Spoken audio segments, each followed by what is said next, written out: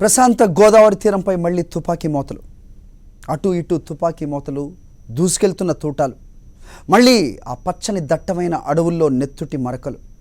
మొత్తం మీదకి గత పరిస్థితులు మళ్ళీ తలెత్తుతున్నాయా అన్నదే ఇప్పుడు అందరిలో చర్చ. కొత్త సైన్య నిర్మాణంలో మావోయిస్టులు, వీరికి అడ్డుకట్ట వేసేలా పోలీసులు. మొత్తం మీదకు 3 జిల్లాలు పరస్పర వ్యూహాలతో వేడెక్కాయి. కొత్త జోన్ కోసం మావోయిస్టులు, అది ఏర్పాటు కాకుండా పోలీసులు. మళ్ళీ తుపాకులు గర్జిస్తున్నాయి, తూటాలు దూసుకెళ్తున్నాయి. కరీంనగర్, ఖమ్మం, వరంగల్ జోన్ కేకేడబ్ల్యూపై ఇవాల్టి మ్యాగజైన్ స్టోరీ.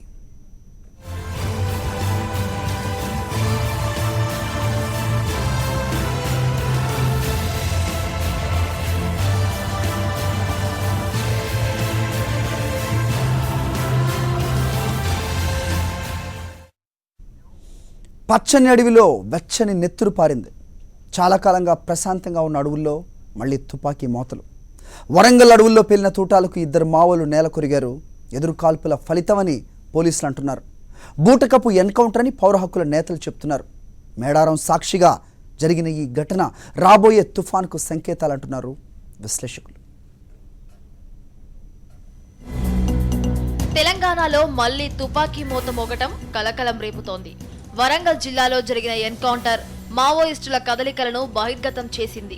వరంగల్ జిల్లా తాడ్వాయి సమీపంలో జరిగిన ఎన్కౌంటర్లో 2 మావోయిస్టులు హతమయ్యారు. కీలక నేతలు తప్పించుకున్నారని పోలీసులు అనుమానిస్తున్నారు. ఎన్కౌంటర్లో చనిపోయిన ఇద్దరిని మహిత అలియాస్ శృతి, విద్యాసాగర్ గా గుర్తించారు. శృతి ఎంటెక్ చదువుతోంది, విద్యాసాగర్ మాజీ నక్సలైట్. ప్రజలు కోరుకున్న తెలంగాణ ఇది కాదని జూన్ 1న ఫేస్బుక్ లో కామెంట్ కూడా చేశాడు. వరంగల్ జిల్లాకు చెందిన మహిత ఏడాది క్రితం ఉద్యమంలోకి వెళ్లినట్టు తెలుస్తోంది. మహిత తండ్రి సుదర్శన్ ప్రభుత్వం టీచర్, ఆయన విరసంలో సభ్యుడు కూడా. సడన్ గా కాల్పులు చోటు చేసుకోవడం, 2 మావోయిస్టులు హతమవడం తెలంగాణలో తీవ్ర కలకలం సృష్టిస్తోంది.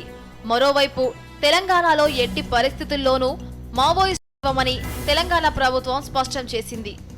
మేడారం అడవులలో ఎక్కడైతే సమ్మక్క సారలక్కల మీద కాకతీయులు దండెత్తి వాళ్ళను చంపేశారు, వాళ్ళు అమరవీరులు అయ్యారు, వాళ్ళు వీరత్వంతో పోరాటం చేసి చంపారు. సరిగ్గా ఆ కాకతీయుల వారసుడని చెప్పుకునే చంద్రశేఖరరావు కూడా ఈ ఆదివాసుల మధ్యన పనిచేసేటువంటి మావోయిస్టులు, ముఖ్యంగా మహితా సాగర్లను ఆ విధంగా చంపేశాడు అనేది చాలా స్పష్టంగా అర్థమవుతూ ఉన్నది.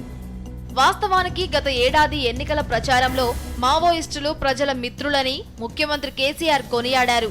అంతేకాదు తెలంగాణ సాధన ఉద్యమం కీలక దశలో ఉన్న 2011లో ప్రత్యేక రాష్ట్రం ఏర్పడి తాము అధికారంలోకి వస్తే మావోయిస్టుల అజెండాను అమలు చేస్తామని కేసీఆర్ ప్రకటించారు. పేదలు, అణగారిన వర్గాల జీవితాలు మెరుగుపడాలన్న లక్ష్యంతో పోరాటాలు చేస్తున్న మావోయిస్టుల అజెండా అమలు చేసేందుకు తమకెటువంటి అభ్యంతరం లేదని కూడా అన్నారు. కేసీఆర్ ఈ ప్రకటనల తర్వాత తెలంగాణలో మావోయిస్టుల కదలికలు చాలా మటుకు తగ్గినట్టే కనిపించాయి. తెలంగాణలో చివరిసారి 2010లో వరంగల్ జిల్లా రేగొండ మండలం కోటంచలో ఎన్కౌంటర్ జరిగింది. ఆ ఎన్కౌంటర్లో Khammam, Karimnagar, Warangal action team incharge Daya alias Raju హతమయ్యాడు. 2011 ఫిబ్రవరిలో వరంగల్ జిల్లాలోని ఏపీ రేయాన్స్ ఫ్యాక్టరీ ఉన్నతాధికారి రామకృష్ణను మావోయిస్టులు చంపేశారు. ఆ తర్వాత ఎక్కడా మావోలు ఉనికి చాటుకోలేదు. అయితే 2005 నుంచి 2015 వరకు ఆల్మోస్ట్ ఆల్ ఉత్తర తెలంగాణ ప్రాంతంలో ఒకటి కానీ మొత్తంగా మన ఆంధ్రప్రదేశ్లో ఒకటి, ఉమ్మడి ఆంధ్రప్రదేశ్లో కానీ ఇప్పుడున్న తెలంగాణలో కానీ ఉద్యమం అనేది మావోయిస్ట్ పార్టీ చెప్పుకుంటున్నట్టుగానే, ఆ పార్టీ సమీక్షించుకున్నట్టుగానే ఉద్యమం వెనుకంజ వేసింది, ఎబ్బు పొజిషన్లోకి వెళ్ళిపోయింది అంటారు. అంటే ఆటు దశను ఎదుర్కొంటుంది అని చెప్పేసి చెప్పుకుంటుంది. ఈ ఏడాది మార్చి నుంచి మళ్లీ మావోయిస్టుల కదలికలు తెలంగాణలో కనిపిస్తున్నాయి. మావోయిస్టు పార్టీ కార్యదర్శి హరిభూషణ్ రైతు ఆత్మహత్యలపై తెలంగాణ ప్రభుత్వం మౌనం వహిస్తుండడంపై అసంతృప్తి వ్యక్తం చేశారు. ఆ తర్వాత ఖమ్మం, వరంగల్ జిల్లాల్లో అక్కడక్కడ మావోయిస్టుల పోస్టర్లు, హెచ్చరికలు వినిపించినా పోలీసులు, ప్రభుత్వం వ్యూహాత్మక మౌనం పాటించారు. పోలీసులు మాత్రం వీటిని పసిగట్టి ముఖ్యమంత్రి భద్రతను పెంచారు. ముఖ్యమంత్రి కాన్వాయ్ మార్చేశారు. అత్యాధునిక కాంబాట్ వాహనాన్ని సీఎం కాన్వాయ్లో చేర్చారు. పరేడ్ గ్రౌండ్స్ లో సభ సందర్భంగా పోలీసులు జామర్లు అమర్చారు.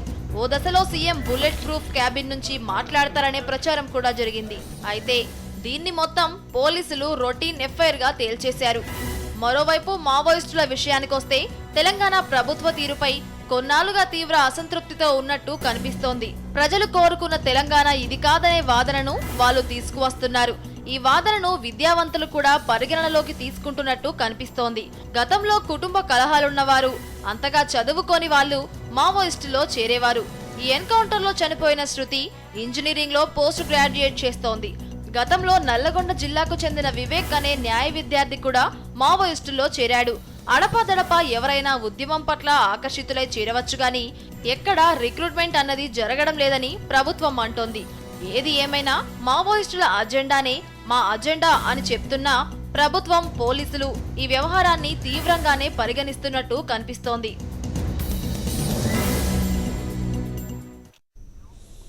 అసలు ఎన్కౌంటర్ ఎలా జరిగింది? చదువుల్లో మేటి శృతి తుపాకి ఎందుకు పట్టింది? చివరికి ఎలా నేల కొరిగింది? ఊరును మారుస్తానన్న విద్యాసాగర్ చివరికి ఎలా ప్రాణాలు కోల్పోయాడు? చివరకు దండకారణ్య అడవుల్లో అసలు జరిగిందేంటి? వరంగల్ జిల్లా గోవిందరావుపేట మండలం ముద్దుగుట్టలో జరిగిన ఎన్కౌంటర్ పై భిన్న అభిప్రాయాలు వ్యక్తమవుతున్నాయి. ఇది నిజమైన ఎన్కౌంటర్ అని పోలీసులు చెబుతుంటే పట్టుకొచ్చి కాల్చి చంపారని పౌర హక్కుల నేతలు ఆరోపిస్తున్నారు. వరంగల్ పోలీసుల కథనం ప్రకారం కూంబింగ్ చేస్తున్న గ్రేహౌండ్స్ పార్టీకి గోవిందరావుపేట అడవుల్లో మావోయిస్టులు తారసపడ్డారు.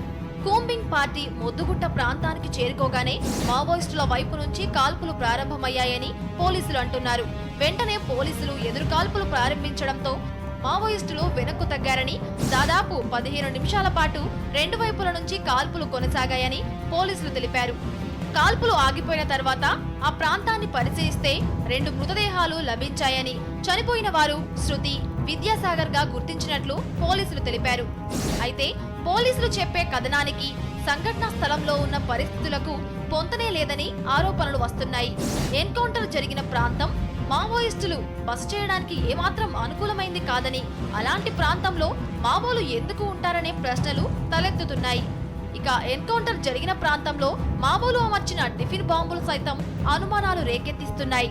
సాధారణంగా షెల్టర్ చేసిన చోటు నుంచి 50 మీటర్ల దూరం వరకు మావోలు ఎలాంటి పేలుడు పదార్థాలు అమర్చే అవకాశం ఉండదు. ఒకవేళ పేలుడు జరిగితే షెల్టర్ తీసుకున్న దళానికి గాయాలయ్యే ప్రమాదం ఉంటుంది. అయితే మొద్దుగుట్ట వద్ద జరిగిన ఎన్కౌంటర్లో కేవలం 10 మీటర్ల దూరంలోనే మావోలు టిఫిన్ బాక్సులు అమర్చినట్లు అక్కడికి వెళ్లిన మీడియా ప్రతినిధులు గమనించారు. ఇక చనిపోయిన 2 మావోలు సైతం కొత్తగా రిక్రూట్ అయిన వారే కావడంతో పోలీసులు చెప్పే కథనంపై అనుమానాలు బలపడుతున్నాయి. ముఖ్యంగా కొత్తగా రిక్రూట్ అయిన వారిని మావోయిస్టులు సెంట్రీలుగా నియమించే అవకాశం తక్కువని, సెంట్రీకి ఏమీ కాకుండా వీరిద్దరూ ఎలా చనిపోతారని మాజీ మావోలు సైతం అనుమానాలు వ్యక్తం చేస్తున్నారు. తెలంగాణ ప్రభుత్వం ఏర్పడ్డ తర్వాత ముఖ్యంగా శృతి అలియాస్ మహిత ఎన్కౌంటర్ అంటే తీవ్రంగా విశ్వసించదగ్గది, తీవ్రంగా గ్రహించదగ్గ విషయం.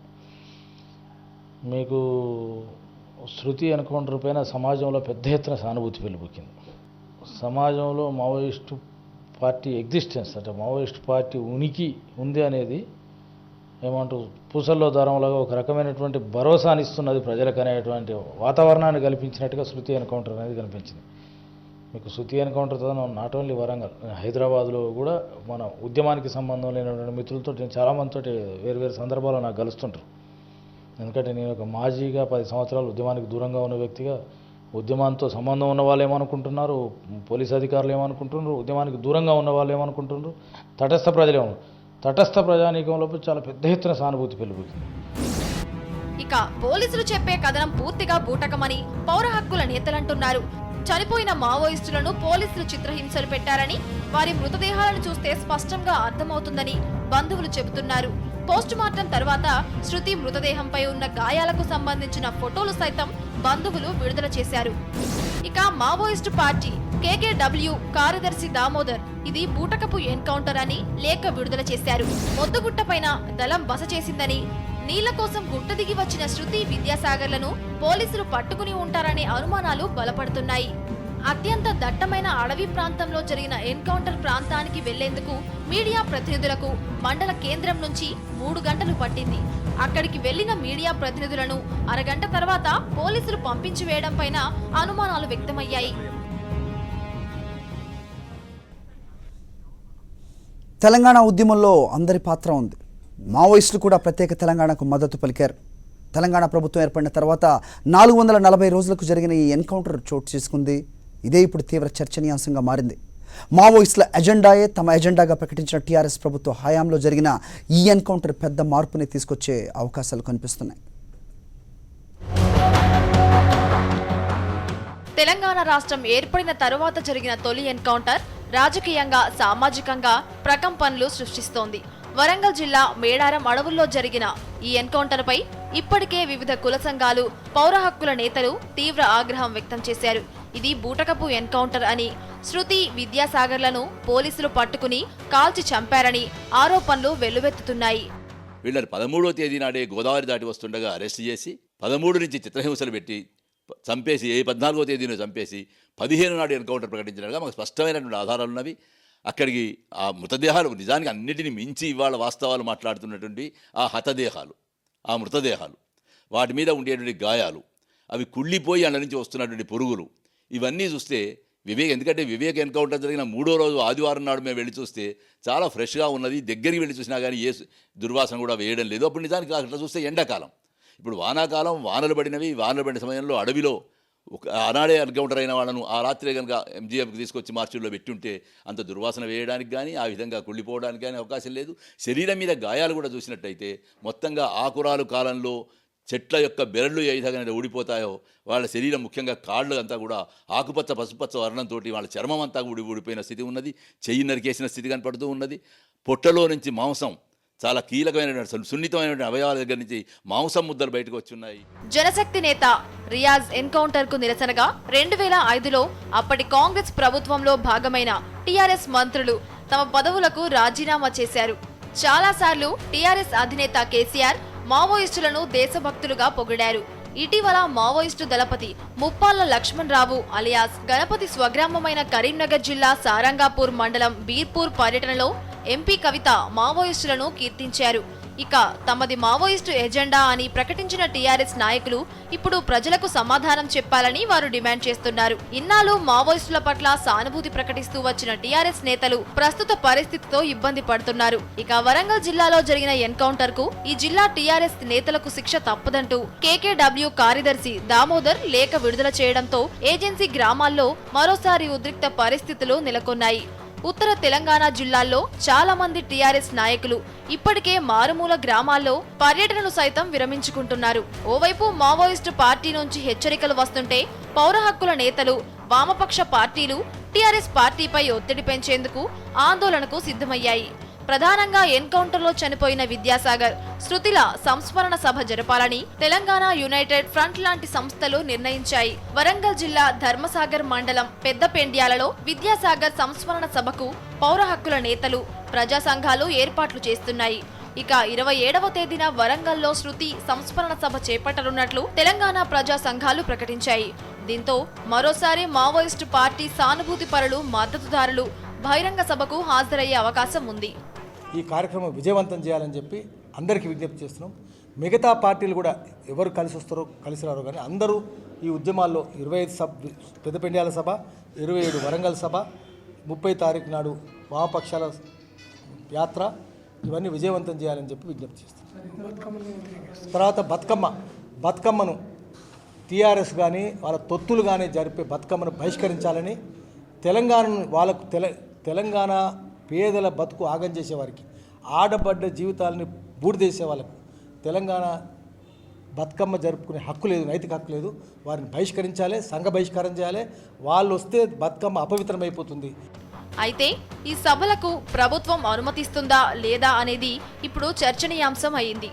ఇక మావోయిస్టుల ఎన్కౌంటర్ కు నిరసనగా అన్ని వామపక్ష పార్టీల ఆధ్వర్యంలో ఈ నెల 30న అసెంబ్లీ ముట్టడి కార్యక్రమానికి ఎర్రజెండా నాయకులు సిద్ధమవుతున్నారు. ఇప్పటికే రైతు ఆత్మహత్యల విషయంలో తీవ్ర విమర్శలు ఎదుర్కొంటున్న టీఆర్ఎస్ ప్రభుత్వానికి ఈ ఆందోళనలు మరింత ఇబ్బంది పెట్టే అవకాశాలున్నాయి.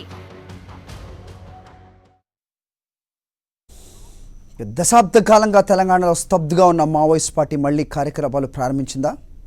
మ్యాగజైన్ స్టోరీలో వచ్చిన బ్రేక్ తర్వాత చూద్దాం. Keep watching.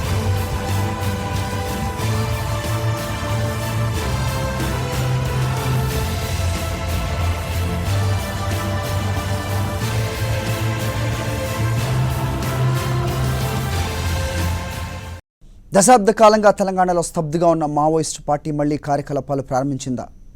చాప కింద నీరులా కొత్త రక్తాన్ని రిక్రూట్ చేసుకున్న మావోయిస్ట్ పార్టీ తదుపరి వ్యూహం ఏంటి? చదువుకున్న మేధావులతో దళాలు ఏర్పాటు చేస్తున్న మావోయిస్టులు మళ్లీ చురుగ్గా ఉంటారా? ఎన్కౌంటర్ జరిగిన తీరు, అందులో చనిపోయిన మావోల ప్రొఫైల్ చూస్తే ఇలాంటి అంశాలు ఇప్పుడు చర్చకు వస్తున్నాయి. వరంగల్ జిల్లా గోవిందరావుపేట అడవుల్లో జరిగిన ఎన్కౌంటర్ పోలీసులకు విక్టరీ కన్నా సవాళ్లనే మిగిల్చింది. ఎన్కౌంటర్ బూటకమా, నిజమైనదా అనే చర్చ ఓవైపు జరుగుతుంటే, అసలు ఎన్కౌంటర్లో చనిపోయిన వారి వివరాలు మాత్రం పోలీసులకు ముచ్చెమటలు పట్టిస్తున్నాయి. ఈ ఎన్కౌంటర్లో చనిపోయిన శృతి అలియాస్ మహిత హైదరాబాద్లోని నల్లమల్లారెడ్డి కాలేజ్లో ఎంటెక్ 2వ సంవత్సరం చదువుతోంది. వరంగల్ జిల్లా హన్మకొండలోని తాళ్ల పద్మావతి కళాశాలలో శృతి బీటెక్ పూర్తి చేసింది. ఎన్కౌంటర్ వార్త వినగానే శృతి స్నేహితులు చాలా మంది దిగ్భ్రాంతికి గురయ్యారు. తమతో పాటు ప్రాజెక్ట్ వర్క్ చేసిన అమ్మాయి ఇలా ఆలివ్ గ్రీన్ దుస్తుల్లో విగతజీవిగా కనిపించడంతో వాళ్ళు తమ కళ్ళనే నమ్మలేకపోయారు. ఇక ఈ ఎన్కౌంటర్ లో చనిపోయిన మరో మావోయిస్టు విద్యాసాగర్ కూడా డిగ్రీ పూర్తి చేసి ఇటీవలే మావోయిస్టు పార్టీలో చేరాడు. కేవలం వీరిద్దరే కాదు, ఇటీవలే ఖమ్మం, ఛత్తీస్గఢ్ సరిహద్దుల్లో ఎన్కౌంటర్ లో చనిపోయిన వివేక్ కూడా ఉన్నత విద్యావంతుడే. వివేక్ లా చదువుతూ మావోయిస్టు పార్టీకి దగ్గరయ్యాడు. ఇలా ఈ మధ్య కాలంలో ఎన్కౌంటర్ లో చనిపోయిన ముగ్గురు కూడా చదువుకున్న నేటితరం విద్యార్థులు కావడం పోలీసులను ఆందోళనకు గురిచేస్తోంది. గత ఏడాది కాలంగా మావోయిస్టు పార్టీ చేసిన రిక్రూట్మెంట్ లో భాగంగానే వీరంతా పార్టీలోకి వెళ్లారని తెలుస్తోంది.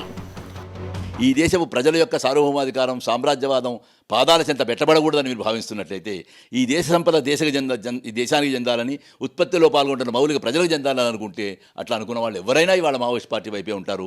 ఎందుకంటే మావోయిస్ట్ పార్టీ ఒక్కటే ఇవాళ ప్రజల సార్వభౌమాధికారం కోసం, ప్రకృతి సంపద కాపాడడం కోసం, ప్రజల శ్రమశక్తిని కాపాడడం కోసం పోరాడుతున్నది మావోయిస్ట్ పార్టీ ఒకటే కనుక, ఏమాత్రం చైతన్యం గలవాడైనా, ఏమాత్రం హృదయం కలిగిన వాడైనా, ఏమాత్రం ప్రజల పక్షం వహించేవాడైనా, ఏమాత్రం న్యాయం పట్ల నిలబడైనా ఇవాళ మావోయిస్ట్ పార్టీ నిలబడతారు. అందుకని అది మహిత కావచ్చు, అది వివేక్ కావచ్చు, అది సాగర్ కావచ్చు, ఏ విద్యావంతుడే విద్య అనేది కూడా ఏమిటి డిగ్రీల సమస్య కాదు. అది విద్యావంతుడైన వాడు నిజమైన అర్థంలో, ఎందుకంటే విద్య వివేకాన్ని ఇస్తుంది అంటారు.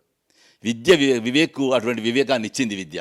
వివేకాన్ని ఇచ్చేటువంటి విద్యావంతులు ఎవరైనా ఇవాళ న్యాయం కొరకు పోరాడుతున్నటువంటి ఆదివాసుల మధ్యన, దళితుల మధ్యన, ముస్లింల మధ్యన, కష్టం చేసే ప్రజల మధ్యన, ఉత్పత్తిలో పాల్గొనే ప్రజల మధ్యన నిలబడి పోరాడుతున్నటువంటి మావోయిస్ట్ పార్టీ వైపే నిజమైన అర్థంలో ప్రతి ఒక్క విద్యావంతులు ఉంటారు, ఉండాల్సిన అవసరం ఉన్నది. నిజమైన ప్రజాస్వామ్యవాది ఉంటారు, ఉండాల్సిన అవసరం ఉన్నది. నిజమైన దేశభక్తులు ఉంటారు, ఉండాల్సినటువంటి అవసరం ఉన్నది. మావోయిస్టు పార్టీ గత 2 ఏళ్లుగా పెద్ద ఎత్తున రిక్రూట్మెంట్ జరిపినట్లు తెలుగు రాష్ట్ర ఇంటెలిజెన్స్ విభాగాలు ఆలస్యంగా గుర్తించాయి. పోలీసుల లెక్కల ప్రకారం ఇప్పటి వరకు వరంగల్ జిల్లా పరిధిలో 36 మందిని మావోయిస్టు పార్టీ కొత్తగా రిక్రూట్ చేసింది. వీరంతా ఇప్పటికే ఛత్తీస్గఢ్ అడవుల్లో శిక్షణ తీసుకున్నారని, కొందరు దళాల్లో వివిధ స్థాయిలో పనిచేస్తున్నట్లు సమాచారం. ముఖ్యంగా తెలంగాణ ప్రాంతంలోని పలు విశ్వవిద్యాలయాల్లో చదువుకున్న విద్యార్థులు ఈసారి జరిగిన రిక్రూట్మెంట్ లో ఉన్నారని సమాచారం. దాదాపు ఏడాది కాలం అబ్జర్వేషన్ లో ఉంచిన తర్వాతనే కొత్తగా రిక్రూట్ చేసిన వారిని మావోయిస్టులు పార్టీలోకి తీసుకున్నట్లు సమాచారం. ఇక ప్రస్తుతం KKW పరిధిలో చూసుకుంటే కొత్త రిక్రూట్మెంట్ ద్వారా 100 మంది వరకు చదువుకున్న వారు పార్టీకి దగ్గరయ్యారని సమాచారం. దాదాపు 2 దశాబ్దాలుగా మావోయిస్టు పార్టీకి మేధావులు దూరమయ్యారనే చర్చ జరుగుతోంది. కేవలం చదువులేని గిరిజనులు మాత్రమే పార్టీలో చేరుతున్నారని, సిద్ధాంతం కంటే తుపాకీ గొట్టం ప్రాధాన్యత పెరిగిందని మావోయిస్టు పార్టీపై పోలీసులు ప్రచారం నిర్వహించారు. ఇలాంటి సందర్భంలో మావోయిస్టులు కొత్తగా మేధావి వర్గాన్ని చేర్చుకోవడం ఆ పార్టీ దూకుడుకు సంకేతంగా నిపుణులు భావిస్తున్నారు. కొత్తగా మేధావి వర్గాన్ని రిక్రూట్ చేసి తెలుగు రాష్ట్రాల్లో బలోపేతం కావడమే మావోయిస్టుల అసలు వ్యూహంగా పోలీసులు సైతం అనుమానాలు వ్యక్తం చేస్తున్నారు.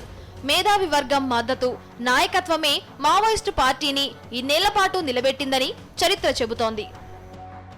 విద్యార్థులు ఉద్యమంలోకి వెళ్తున్నారు అనేటువంటిది చాలామందిని ఆలోచింపజేసింది. అంటే ఆ ఉద్యమానికి ఎంత శాంటిటీ ఉంది అనేటువంటి దాన్ని ఆలోచింపజేసింది. మూడవది, ఏ ప్రభుత్వం అయినా కూడా ఉద్యమం ఒక గుణాత్మకమైన మార్పును పొందుతుందంటే సహించలేరు, అణిచివేతే మార్గంగా అనుసరిస్తారు. సామాజిక, రాజకీయ, ఆర్థిక సమస్య అని టీఆర్ఎస్ పార్టీ చెప్పింది, అనేక ఇతర పార్టీలు చెప్పింది. ఇప్పుడు మళ్లీ మేధావి వర్గాన్ని రిక్రూట్ చేసుకుంటున్న మావోయిస్టు పార్టీ మరోసారి తెలంగాణ ప్రాంతంలో పట్టు కోసం ప్రయత్నిస్తున్నట్లు సమాచారం. గతంలో మారుమూల అడవి ప్రాంతాల్లో రిక్రూట్మెంట్లు జరిపిన మావోలు ఇప్పుడు ఇంటర్నెట్లో క్యాడర్ కోసం వెతుకుతున్నట్లు పోలీసులు అనుమానాలు వ్యక్తం చేస్తున్నారు.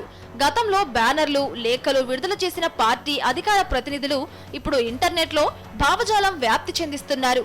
ఇటీవలే ఎన్కౌంటర్లో చనిపోయిన శృతి, విద్యాసాగర్లు కూడా ఫేస్బుక్ లాంటి సోషల్ మీడియాలో చాలా యాక్టివ్ గా ఉన్నవారే.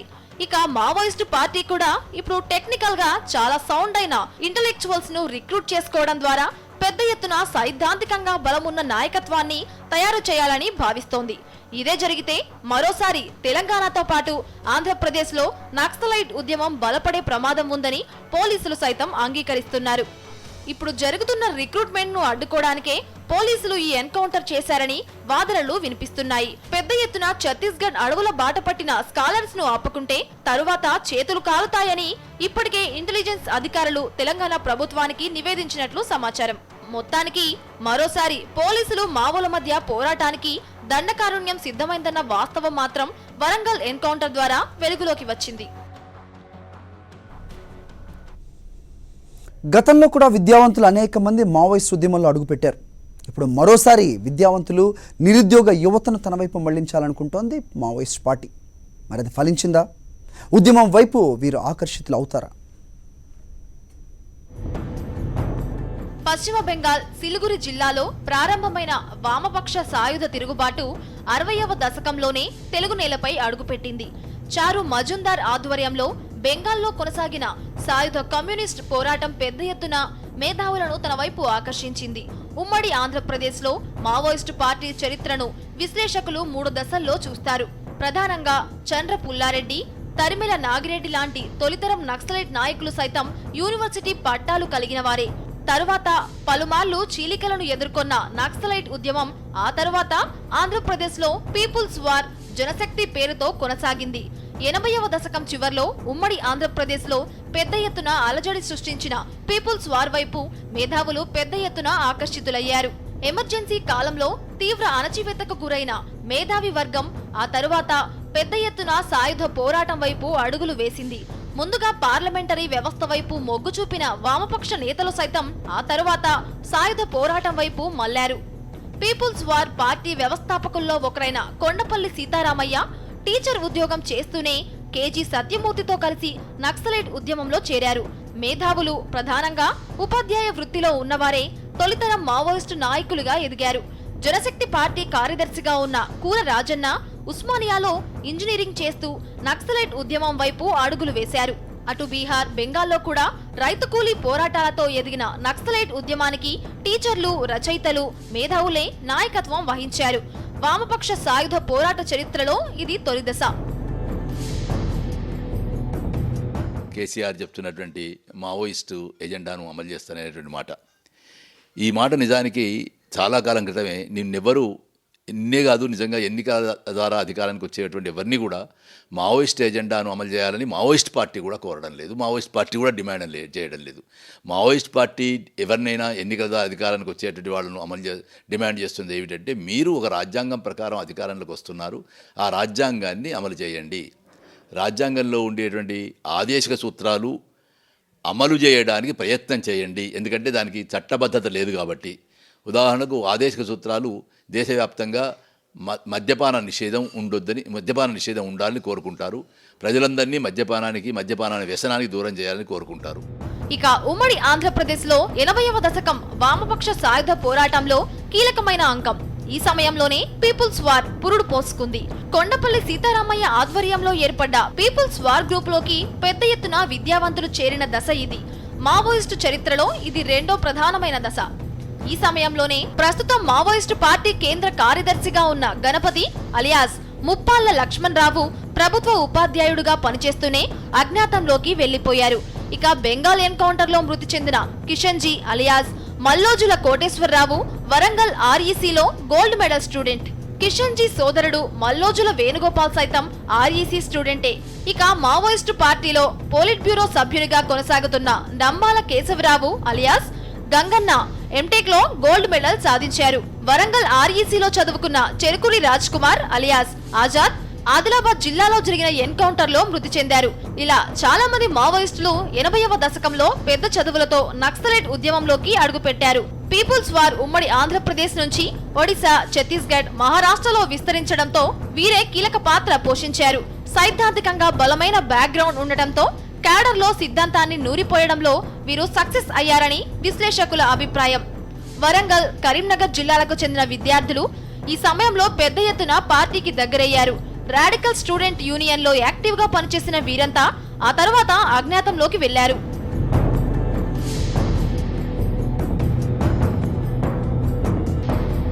కానీ ప్రజలలో ఉన్నటువంటి ఆకాంక్షలు, వాళ్ళ సమస్యల పరిష్కారం కోసం చాలా సర్వసాధారణంగా ఉద్యమాల విషయంలో కూడా చాలామందికి తప్పుడు అభిప్రాయం కలిగి ఉంటారు. ఆనాడు ఉన్నటువంటి పరిస్థితులపైన అంచనా వేస్తుంటారు. ప్రజల ఆకాంక్షలు ఏ రోజైతే నెరవేరవో ఆ రోజు ఖచ్చితంగా ప్రజలు ఏదో ఒక రూపంలో ఉద్యమాల రూపంలో పోరాడతారనేది దానికి సజీవ ఉదాహరణ తెలంగాణ. 90వ దశకంలో ఉమ్మడి ఆంధ్రప్రదేశ్ లో బలమైన క్యాడర్ ను ఏర్పాటు చేసుకున్న పీపుల్స్ వార్ గ్రూప్ అదే సమయంలో ఛత్తీస్గఢ్, మహారాష్ట్ర, ఒడిశాలకు విస్తరించింది. ఈ రాష్ట్రాల్లోని నక్సలైట్ గ్రూపులకు సైతం పెద్ద ఎత్తున తెలుగువారే నాయకత్వం వహించారు. 2004 సెప్టెంబర్ 21వ తేదీన పీపుల్స్ వార్ దేశవ్యాప్తంగా ఉన్న వివిధ వామపక్ష సాయుధ పార్టీలతో కలిసి మావోయిస్టు పార్టీగా అవతరించింది. ఇదే సమయంలో పార్టీ దండకారుణ్యం నుంచి అబూజ్పడ్కు విస్తరించింది. అయితే మావోయిస్టు పార్టీగా అవతరించిన తర్వాత పార్టీ పెద్ద ఎత్తున ఎన్కౌంటర్ లో నాయకత్వాన్ని కోల్పోయింది. 2000 సంవత్సరం ప్రారంభానికి ముందే కొయ్యూరులో 3 కేంద్ర కమిటీ సభ్యులు ఎన్కౌంటర్ కావడంతో నక్సలైట్ ఉద్యమానికి తీవ్రమైన ఎదురుదెబ్బ తాకింది. ఇక ఆ తరువాత 2006లో నల్లమలలో బుర్రా మాధవ్ ఎన్కౌంటర్ మావోయిస్టు ఉద్యమాన్ని దెబ్బతీసింది. ఇక క్రమంగా ఆంధ్రప్రదేశ్ లో పార్టీ నాయకత్వంతో పాటు క్యాడర్ ను కూడా కోల్పోయింది. పటేల్ సుధాకర్ రెడ్డి, టెక్ రమణ వరంగల్ జిల్లాలోనే వరుస ఎన్కౌంటర్లలో చనిపోయారు.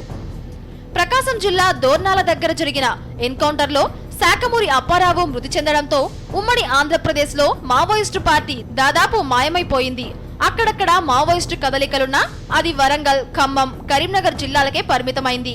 పార్టీ నాయకత్వం మొత్తం షెల్టర్ జోన్ల కోసం ఛత్తీస్గఢ్లకు వెళ్లిపోయిందని పోలీసులు సైతం ప్రకటించారు. ప్రత్యేక తెలంగాణ రాష్ట్రానికి మద్దతిచ్చిన మావోయిస్టు పార్టీ ఇప్పుడు కొత్త రాష్ట్రంలో క్యాడర్ రిక్రూట్మెంట్ పై దృష్టి సారించినట్లు తెలుస్తోంది. ప్రధానంగా చదువుకున్న యువతను రిక్రూట్ చేసుకోవడం ద్వారా నాయకత్వాన్ని తయారు చేయాలనేది మావోయిస్టు వ్యూహంగా పోలీసులు అనుమానిస్తున్నారు. ఇప్పటికే పెద్ద సంఖ్యలో విద్యార్థులు ఛత్తీస్గఢ్ చేరుకున్నారని నిఘా వర్గాల రికార్డులు చెబుతున్నాయి. ఇదే నిజమైతే తెలంగాణలో మావోయిస్టు పార్టీ మరో దశ పోరాటానికి సిద్ధమైనట్లేనని తెలుస్తోంది. పీపుల్స్ వార్ ప్రారంభించిన సమయంలో ఏ విధంగా అయితే మేధావి వర్గం పార్టీ పట్ల ఆకర్షితులయ్యారో ఇప్పుడు అదే పరిస్థితి ఉందని పేరు చెప్పడానికి సిద్ధంగా లేని ఉత్తర తెలంగాణకు చెందిన ఓ IPS అధికారి అంటున్నారు.